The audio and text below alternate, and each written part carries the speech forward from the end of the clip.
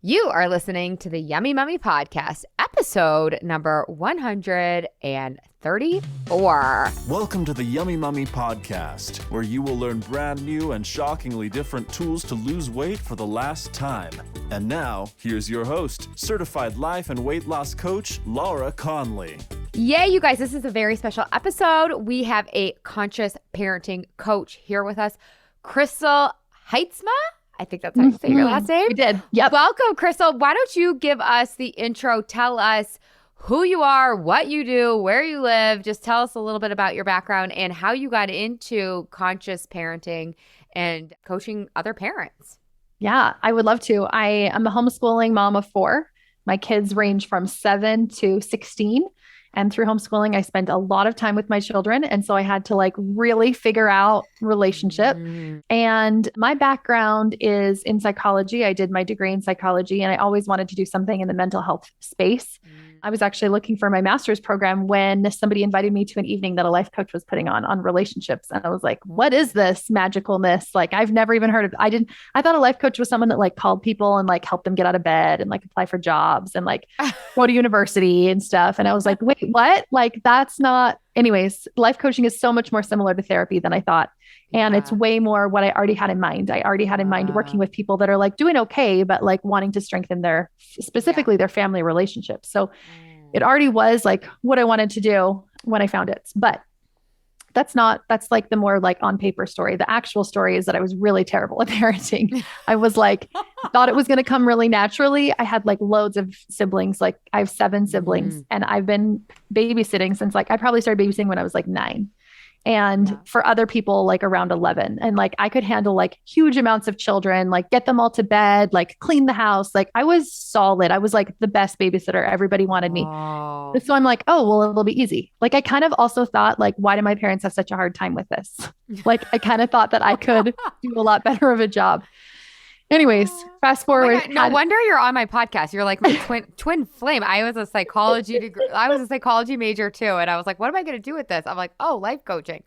And I was totally the day I turned 11, I was babysitting for the entire neighborhood. Because for whatever reason, that's the age that's you're the allowed. Age. Apparently you're allowed to do it, not 10 and a half. Yeah. I was secretly doing it before 11 though, but just only for my mom's friends. And I was really good. I was so good at it. And so I was oh, of course this will be easy. Fast forward, I got pregnant pretty young. I was married really young to my high school sweetheart. I was 20, I think, when I got married. And I'm pretty sure I was 21 when I had my first. I was halfway through school. We'd been married for 2 weeks.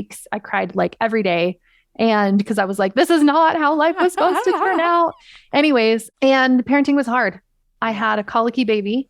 I was in school full time. My husband was in school full time. And so we were both just managing who takes the newborn while the other person has a final exam. Oh my God. And because I was I am finishing this degree. I am not just going to stop. And so I did finish it.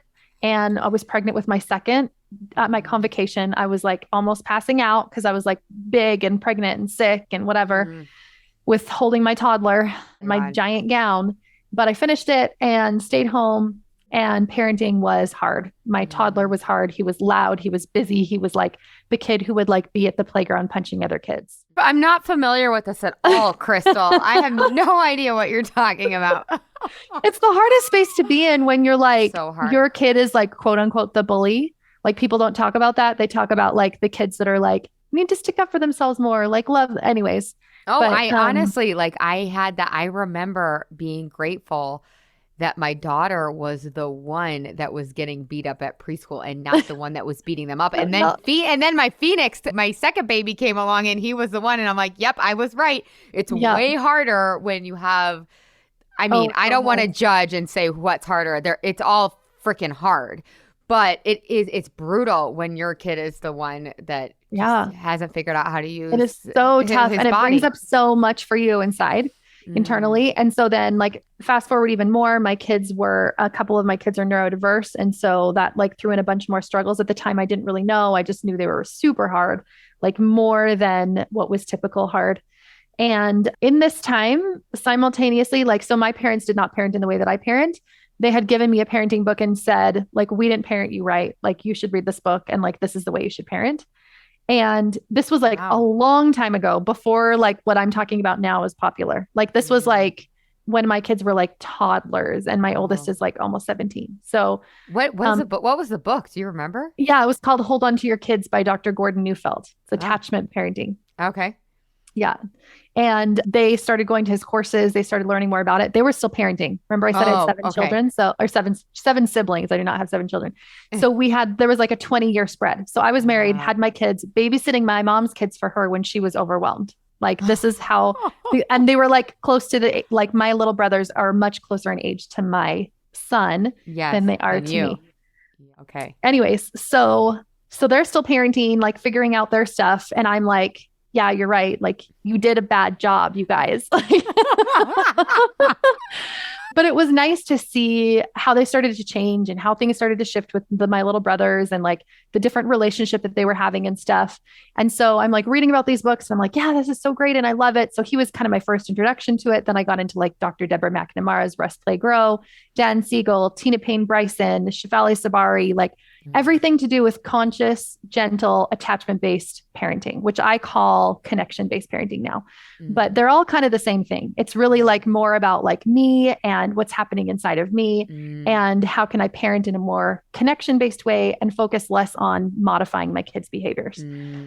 So I was sold from like that book. I was like, yes, this is the way. But then I had this like super high pedestal for myself now of parenting to like then just feel more shame.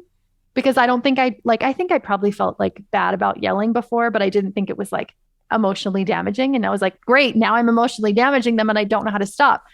Yeah. So then I kind of went down this rabbit hole of like, I'll just figure out how to stop myself from yelling. And I remember me and my sister-in-law, our kids are like tiny. We're taking this course together and we're like practicing these things. We literally put elastic bands on our wrist and you would flick your wrist every time you yelled to like tweak your brain out of yelling, or you'd stick your head in a freezer so that you'd like just like snap your brain out of it. Like it was very like behavior based. Wait, did like, that work? No, not at all. I was like, whoa, maybe like we got that's what no, right? It's just like weight loss being like, I'll just try another diet. Yeah, like I'll just like, do this like juice cleanse, right? Like that actually does not work long term at all. Yes. So okay, so I'm the trying all rubber these band little, like, in the freezer did not work. Okay. No, it doesn't work. If somebody tells you that works, it doesn't. Okay. So I'm trying all these little things and I'm like, none of this is working like at all. Like nothing is changing. And then I kind of hit rock bottom. We'd moved away to the other side of Canada. We're living on our own, have no family in an area that's not English speaking, and didn't have any support system at all. My husband's going to school, so he's like busy all the time. And at that time, one of our kids that's neurodiverse was really struggling. So I was really struggling. And I kind of got to this point where I was like something major has to shift. Like it was one of those, like you talk about, like you're kind of like one moment that like changed everything. My one moment was like this has to change. Like I literally cannot live in this house like this anymore. Like either he's going to leave, I'm going to leave, or like something's got to give. Yeah. But I knew that I really loved that parenting approach. So I found a therapist that was certified from the Neufeld Institute. And I was over in the other side of Canada, which is in Montreal. And I found somebody there and I started getting a little bit more support and help. But what really shifted wasn't like the books or the training. What really started to shift was like my own self, like my own mind around like, what energy am I bringing in? And like, what is my role in this? And what is my connection like with him? And I started to make these little shifts, which over time made bigger shifts. And after about a year, I started to notice that like his meltdowns were less severe and he was doing a lot better and I was doing a lot better. And like, I hadn't changed anything with him. I hadn't like made him flick his wrist with an elastic band or anything, but like things were changing and growing. And fast forward, found life coaching, found all these amazing tools and learned how to use them to support myself and to further my parenting. So I didn't used to coach on parenting. I was just like, I will coach on motherhood. But I think I still had a really tender spot of like, I haven't actually figured out this parenting thing yet. So I didn't really feel like I could. And so I kept still having this, my own kind of transformation, I guess, and got to the point where like, I don't yell at all. And not because I was even working on my yelling or like trying not to yell. Like it wasn't like I'm going to white knuckle myself to not yell. It just didn't happen anymore. It just doesn't come anymore. And that's when I was like, parenting is my thing. Like, this is what I need to help parents with. Like, I need to help them make conscious parenting, connected parenting, whatever you want to call it. Like, I want it to be simple and I want it to be doable because it is the only way that we can have our children like turn out in the way we want, right? We want them to be like emotionally intelligent and resilient. And like, we want them to want to be around us and to have a good relationship with us and to confide in us. It only comes from changing into this new modality of parenting. And I do feel like it's beginning to, like it's gaining kind of more popularity. More people are like, yeah, I don't want to do it like my parents did, but like, now what? Yeah. Like that kind of ends there. And sometimes we can swing all the way over to permissiveness because we're like, don't want to be like my parents, and we kind of overcompensate. Yep, I see that too. I see that with I see it all, like with myself, right? Yeah. Like, you know, Yeah. it's, yeah. Oh, So this is what I do now. This is why this is like my journey. This is literally my purpose in life, is to help people figure out what I was able to figure out. And I work with dads, couples, moms, and do retreats, one-on-one group coaching, all the things. I just love it. And I love, like, even like on my podcast, people will send me messages and say that they changed their relationship with their kids. And we're like, this is crazy. And I'm like, it is crazy. It's like almost like all of the books were missing the part of me. All of the books were like, here's what to do with your child. Here's what to say. Here's how to look in their eyes. Here's how to spend more time with them.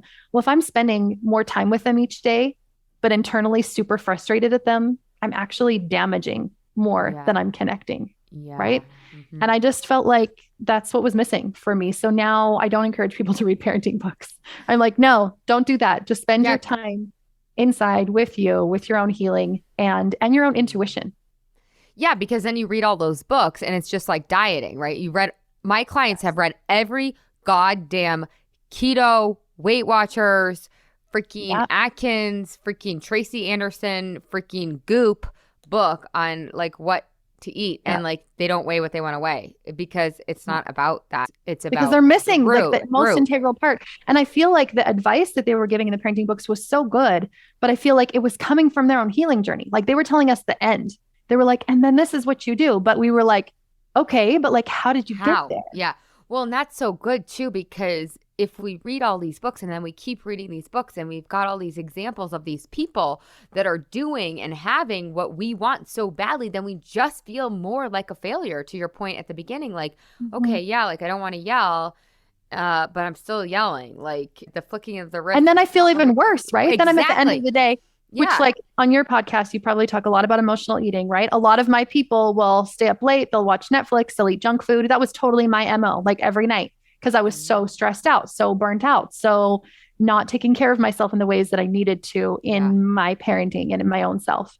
Well, that's why I wanted to like have you on the I wanted to have you on the podcast for like 8 different reasons, but that was one of the main reasons that I wanted to have you on the podcast, is to discuss with us some strategies or some thoughts or hacks or whatever you want to call them for the mamas that are out there doing that, which is so normal, right? Like we've all been there, but you have the most stressful day, your day's filled with chaos and running around, and it's all about them, like all about your kids or all about your partner or all about your work. And then it's like, finally, at the end of the day, everybody's asleep and you get to Netflix and chill with whatever your kryptonite is. I don't know, ice cream or chips or whatever. But it's not actually a reward, because then you wake up the next day with like the shame and the guilt because it's not, and like physiologically feeling terrible. That's right? Exactly what I mean. Like the shame and the guilt, yes, on the emotion side, but physiologically just also feeling like crap because you just put crap in your body. Again, nobody's wrong or bad for doing this. Our society teaches us that, hey, you deserve a reward. You had a hard day. Like, yeah, like let's get some comfort. Let's have a treat. Like you earned it. You deserve it. Like, and if that worked, and for some of us, it actually might work. Probably not if you're listening to this podcast. But for most of us, that doesn't actually work in the end, because then we're left with a bunch of byproducts that we don't want. So can you just speak to how do we get in front of that? Still have your Netflix and your sexy tea. I talk about sexy tea all the time. Like, I love to have my Netflix and my sexy tea at the end of the night, but it serves me. I watch one episode, I have my bedtime, I drink my sexy tea, and then I go to bed and it serves me. I actually wake up feeling really rested and restored from that routine. but it can become a slippery slope where we're eating a bag of chips and polishing it off with like a pint of ice cream, and then we're up till 2 a.m. because we keep watching. So how do we get in front of it?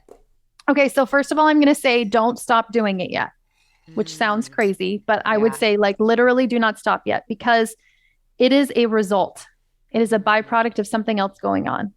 So first of all, don't try to be like, okay, I'm going to stop eating the whole sleeve of Oreos. Just be like, I'm going to eat the whole sleeve of Oreos tonight. And like, that's what's going to happen.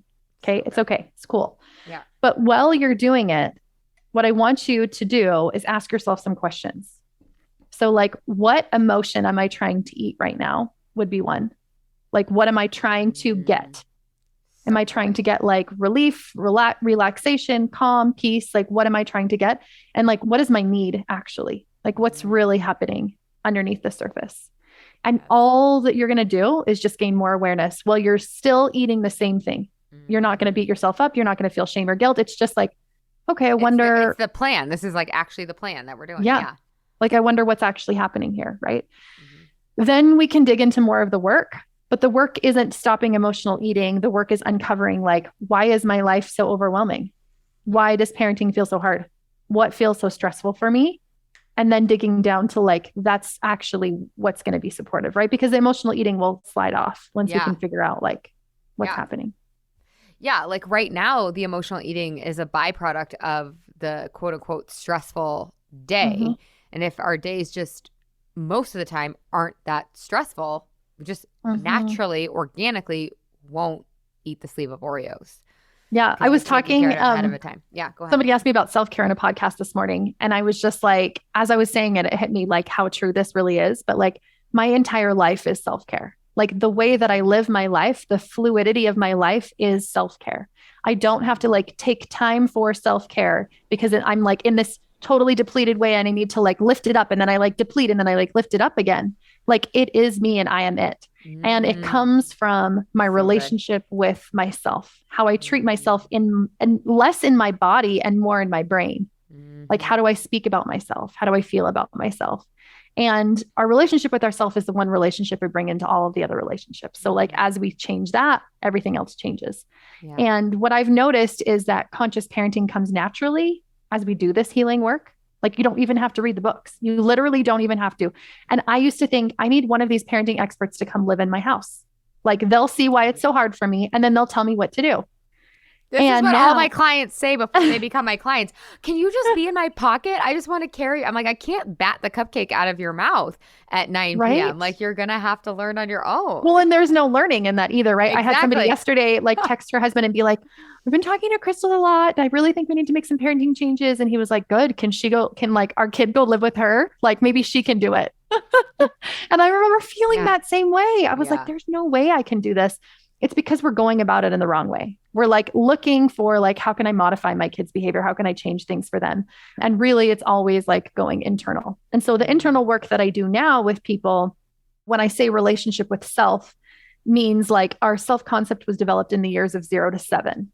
So how I perceive myself came from how I was parented, how people responded to me, things that people said or did, or that I saw, the energy that I kind of like was sinking into myself, even if they didn't say or do certain things. And I carry that with me now. And so parenting seems hard or seems difficult because I'm carrying a lot of weight that was passed down to me, and not just in habits, but also in like subconscious beliefs that like my parents might not have even overtly said that I'm still, that I might not even know that I still have. And it's untackling that like subconscious weight that when it's lifted, it doesn't feel so hard to do.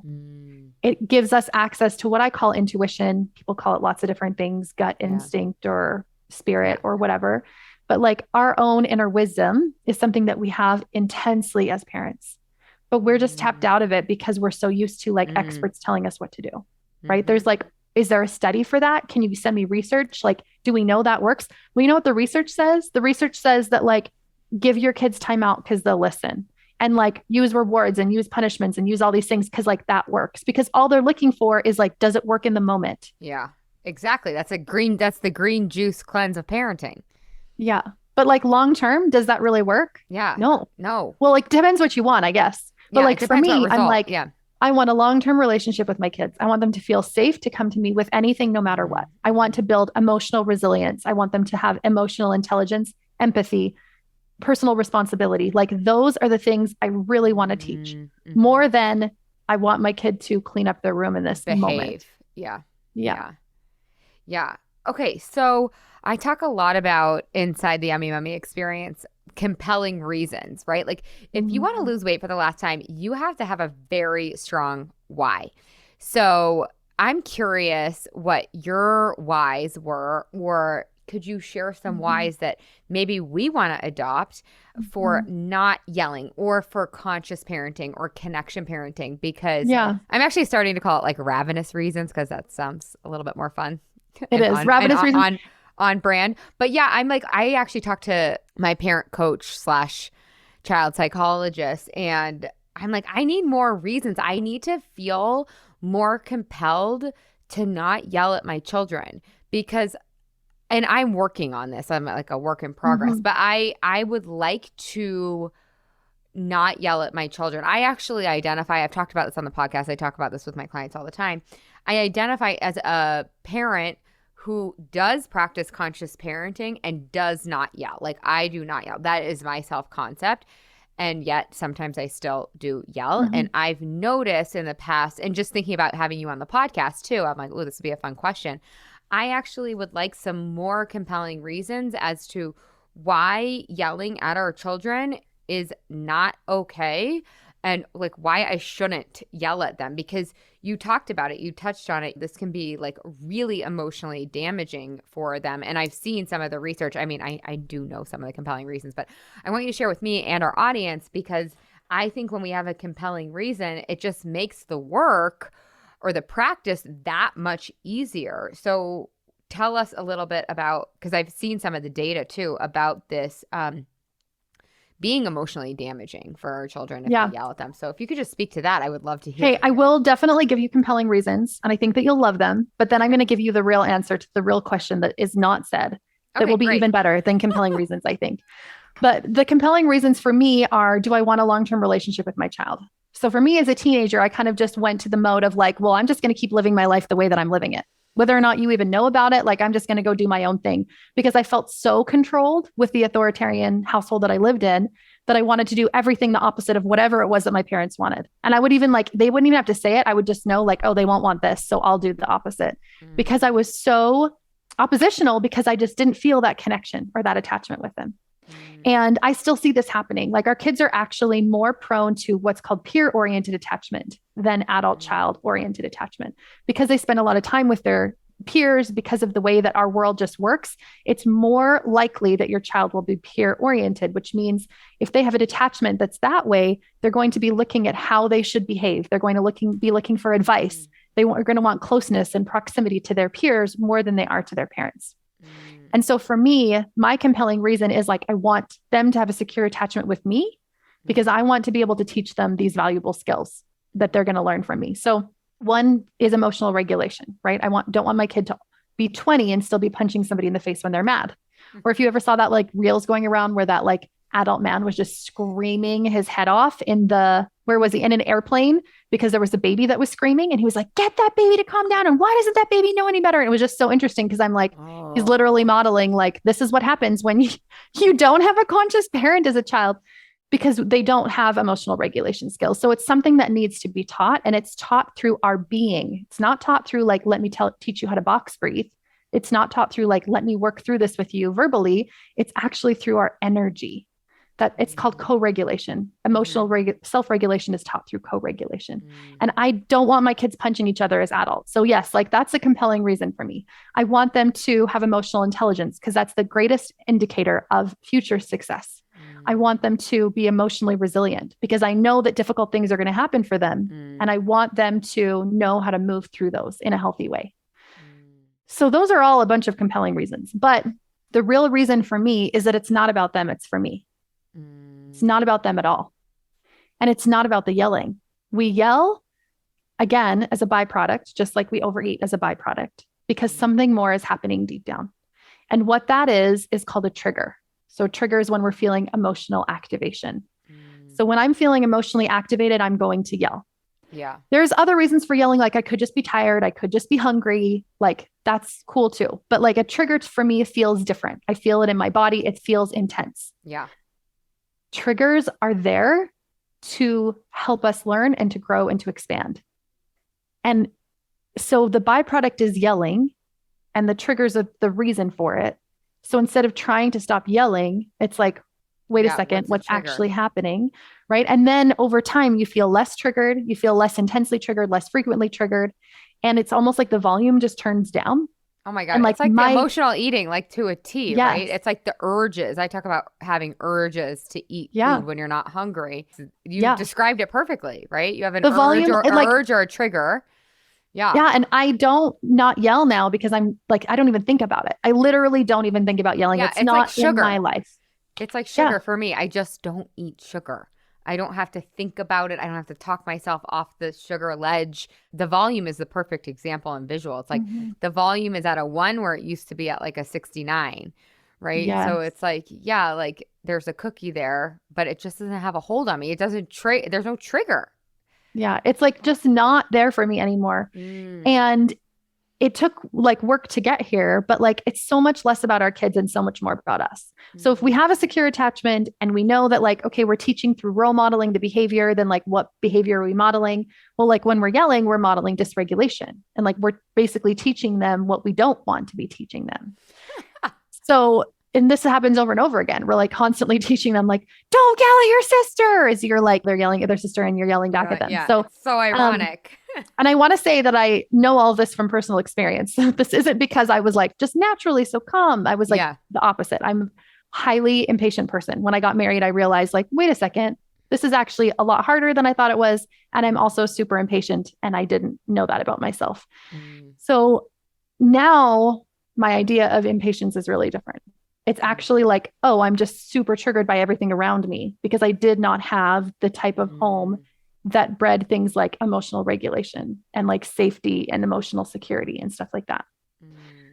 So triggers is actually where the work is. Like anytime I want something to change in my kids, I'm like, okay, wait a second, like let's look back inside. Yeah. So for me, a trigger or emotional activation isn't just like, okay, my kid's not listening. It's like asking myself, like, what about that is bothering me? Yeah. And then I'm like, oh, it's because they should listen. And then I'm like, well, what about that is bothering me? Okay, well, good parents have kids that listen to them. And I'm like, oh, what about that is bothering me? Well, I was told this paradigm that like good parents have good kids and they listen and they obey immediately. And that means there's no like questioning, like it just happens. Yep. And I consciously don't even believe that at all anymore. But I found that in my subconscious still, that I still had this belief about what parent-child relationships should look like. And I still had this belief that because I was not there, that I was not enough, that I wasn't, it always boiled down to, I'm not a good mom.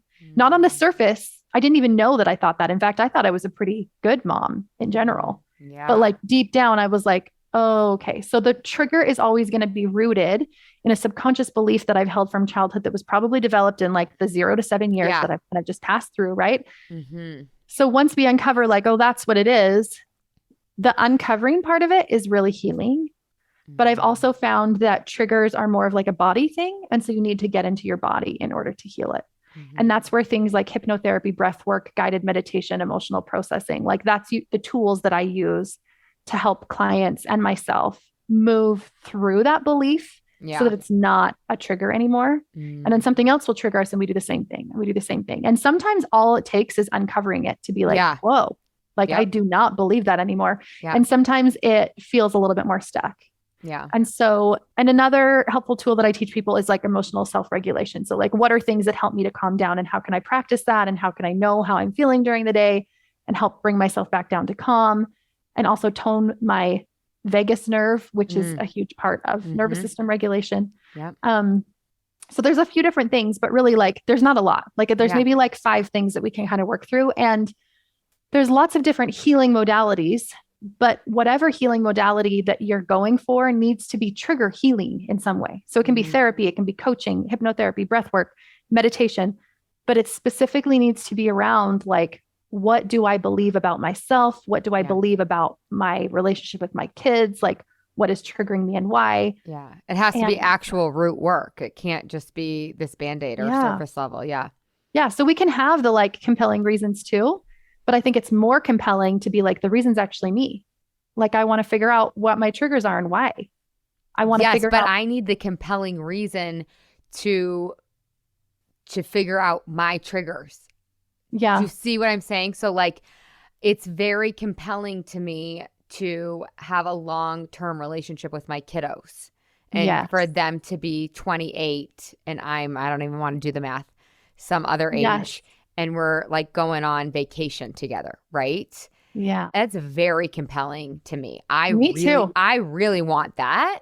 And Me so too. because I want that, and now we've highlighted that and identified it, I'm willing to do the work on my triggers. Whereas before, if that wasn't on the line and I'm like, yeah, whatever, I'm friends with my parents, my kids are going to be friends with me, even if I yell. And that could be possible too, right? Maybe, I don't know. Yeah. But like, I want to stack the deck.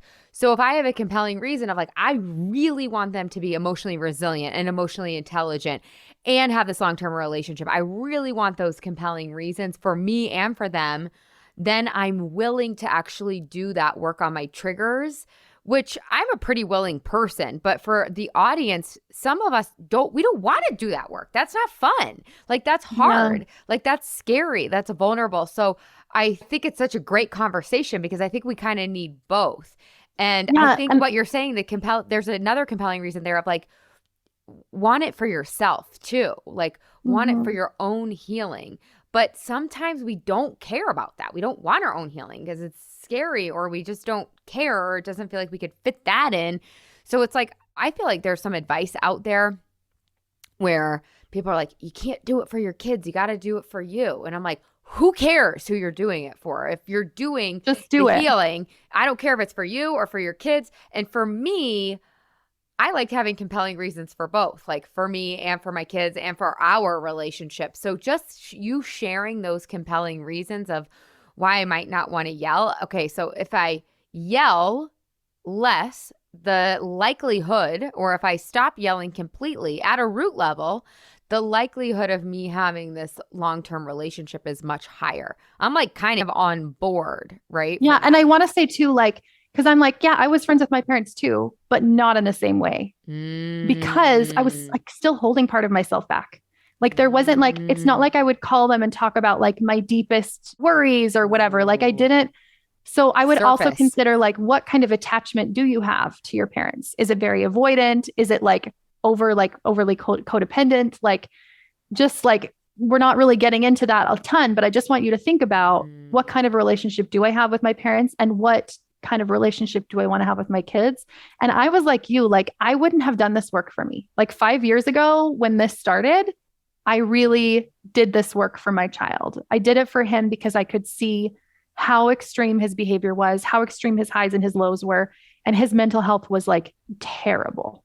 And I was like, if we don't change something, like, this is going to, I knew what the future of that would be like. One of my sons has autism. I have a brother with high functioning autism also. And so I know what adult looks like when things don't change because he didn't have that.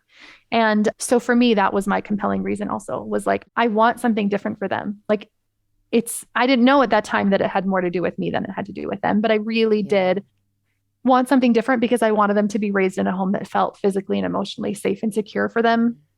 And so that I could have this like long-term relationship with my adult children forever. Like, they're going to be adult children for way longer than they're like kid children. And we're like so worried about the kid children stuff, but like, we're going to be around for a long time with them as adult children. And I've seen parent-child relationships as adults not be great, where the kids really don't want to come home. They really don't care a lot about their parents. They're not like, or overly codependent, where they're like calling their parents all the time, only asking them for advice. Like, anyway, so I just think there's a lot of reasons that you can do it for. And I think that whatever avenue gets you into doing the work is perfect. It was exactly the avenue that you needed to get in there. Well, and you'll find more compelling reasons as you go too, I think, right? Like, way more. I didn't know any of this before. Yeah. And I think as you do this work too, just like know that it's like, it's not hard as in like, it's going to take like hours every day. Like, it's not that hard. It's like emotional heaviness. It's more the emotional heaviness of like, I'm going to be feeling some feelings that are pretty tough. I'm going to be like uncovering some thoughts that are pretty hard. I might be thinking about like ways that people treated me when I was younger that were pretty tough. And like, that is hard. But it's not like you're going to have to go to the gym for 2 hours every day. Like that is hard. Well, yeah. And it's so worth it too, because there's a reward. Like you get to feel better in your body more of the time. And then your kids benefit from it. Like it's so awesome. Yeah. Crystal, what is emotionally, I'm still back on my compelling reason. What does emotionally damaging mean? Like, what does that mean? Mm-hmm. So I had this one episode. It's one of my favorite ones. And it's called, What Does Authoritarian Parenting Look Like 20 Years Later? And I came up with this like acronym of FINE, F-I-N-E, because people are like, I turned out fine. My parents stanked. They sent me to timeout. They yelled at me all the time and I turned out fine. And I'm like, okay, well, what does fine look like? So fine. Yeah. And like, do you want your kids to turn out fine or do you want them to turn out amazing? Yes. Right. Why is fine the goal? That's not the goal. So this is what I would say is like, quote unquote, emotionally damaging or whatever would be like what fine looks like. So fine is like the fawn response. So if you are familiar with like fight, flight, freeze, fawn is like the people pleasing, like I'm going to make everybody else around me comfortable at the behest of like me. Like I don't feel comfortable. It's not necessarily good or healthy for me, but I'm saying yes anyways. Yeah. Like that literally like what we call people pleasing now came in only from the way that our parents parented us and from how we were responded to and the beliefs that we then took from childhood. So people pleasing / fawn response, that's what fine is. I can't remember what I is, but I know that E was definitely emotionally reactive. So like if you find that you're emotionally reactive, where like you want to be more regulated than you are, you're yelling more than you are, or even just like using shame in your tone, even if you're not a yeller, like that comes from this modality of parenting. I'm trying to remember what the other two were. They were so good. But anyways, there's lots of things that come from our childhood that we don't even really recognize do. Like even our ability to feel and process emotion, because we weren't taught emotional regulation when we were younger. And we were often taught that emotions weren't okay, right? If you're sent to your room or spanked or yelled at every time you had a big emotion, in your tiny little brain, you understood this emotion must be wrong. There must be something wrong with this emotion and wrong with me. And I'm never going to feel this emotion again. And then if I do, like, I'm going to feel bad about myself, or I'm going to numb it, or I'm going to push it down or whatever. Like that came from how our parents responded to us in our big emotions. So anyways, there's lots. Like just look at Facebook for like 1 second and you will see that is what it looks like. It looks like people not being able to have differing opinions. It's like there's an emotional development that happens between ages of 5 and 7. And one of the specific things that happens is that you're okay with you and you're okay with somebody else being separate than you, and that I can have an opinion and you can have an opinion, and that's okay. Do you see that in the world of adults around us? Like, no. That came because that emotional development that was supposed to happen at that age and time did not happen because we did not have that connection and attachment. So we grew up thinking that every single time someone has a different opinion than us, it's an attack on us personally. And we have to like defend ourselves. We also had this like unenmeshment of like, I'm myself and my parents are their self, and we're like two separate beings. We also had this idea of like mixed emotions where I can feel more than one emotions and like, that's okay. And like, how do I process emotions? Like everything came from childhood. Yeah. So if we didn't have that, we didn't always get what we needed. And so even if you're like, my childhood was pretty good, like a lot of people feel that way. Inner child healing is the idea of going back to those moments when you weren't always perfectly taken care of, perfectly cared for, perfectly given everything that you needed in that moment. If that didn't happen to you all the time, then you have inner wounds.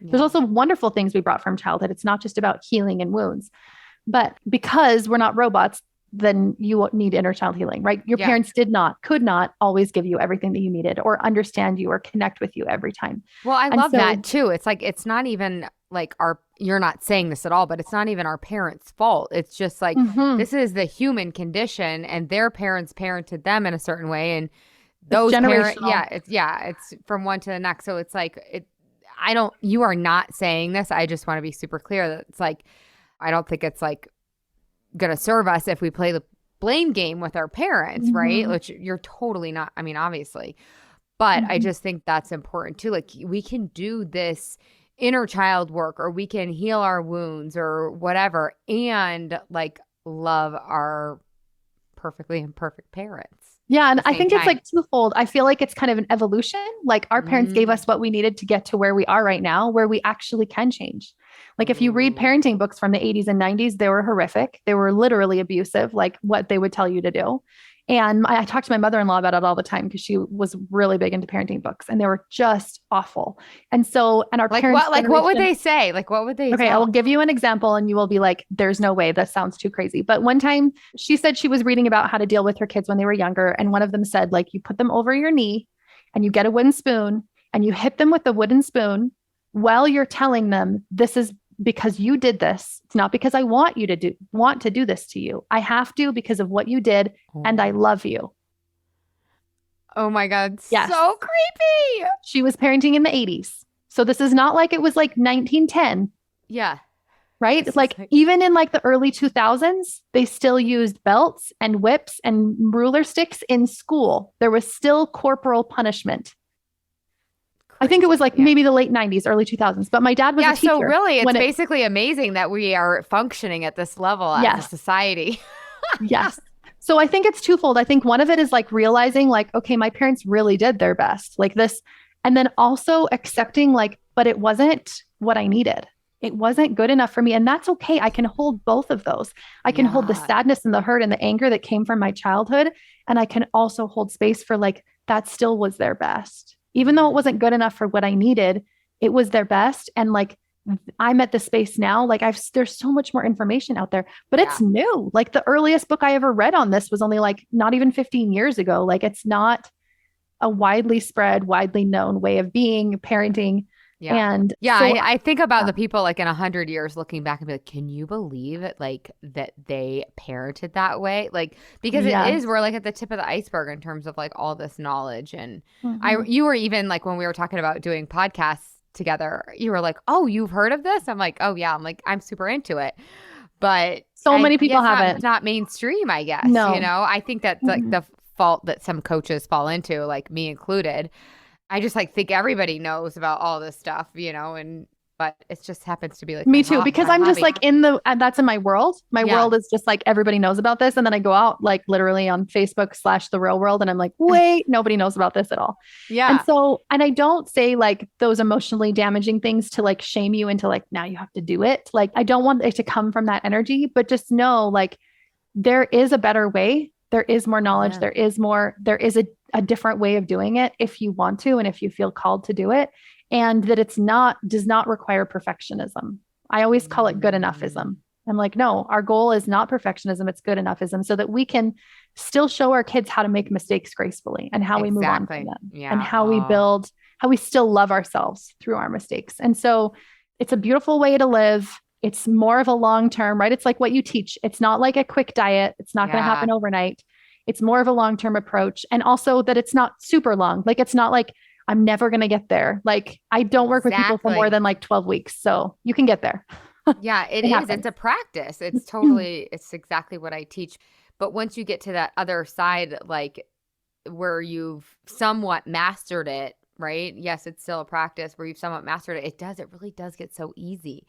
With the parenting and with the way that you feed yourself or the way that you eat. It's because it flows naturally from who you are. Like, I don't have to think about how can I be compassionate to my kid in this moment, or understanding, or how can I not yell right now? How can I tap into my intuition and come up with an answer to this parenting challenge? Like, those things are just who I am now, which is, I have to tell you, completely opposite of who I was 5 years ago. Yeah. Like, well, me too, with eating, with like, I'm a new person and it's so much better over here. And I think you're speaking to what's so important, which is like identity-based change. When you identify with somebody when you identify with someone who I eat food for fuel, or I connect with my children as a way of like parenting. I'm not saying that properly, but you get my point, right? So, okay, Crystal, leave us with one takeaway where, okay, we're in the moment. We want to yell. We notice we're triggered. We know that putting our head in the freezer or snapping the rubber band against our wrist is not going to work.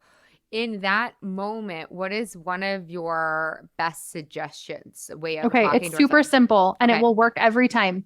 So when you're in your emotional brain, you're not in your logical brain. It's like a teeter-totter. So when I'm high in emotions, I'm low on logic. So is your child. So when they're in their, what I call the red zone, or if I'm in my red zone, there's no teaching or learning it. Literally, the part of their brain that learns is shut off. So is mine. Mm-hmm. So don't even worry about that in that moment, like at all. I would just say my 3-step process is pause, breathe, feel. So I'm going to pause myself from reacting at all. And like your kids will be fine. Like it's okay to take a pause. Breathe. I breathe in through my nose deeply, exhale twice as long as that, hold it for a moment, breathe in again. And then feel, as in tap into myself inside. Like, what do I feel? I always give my clients a feelings wheel. I made like a custom one with like loads of emotions on it. Ooh. And so I have it like printed out and I'm like, okay, what am I feeling inside my body right now? And like all I do is I'm just going to do that over and over and over again.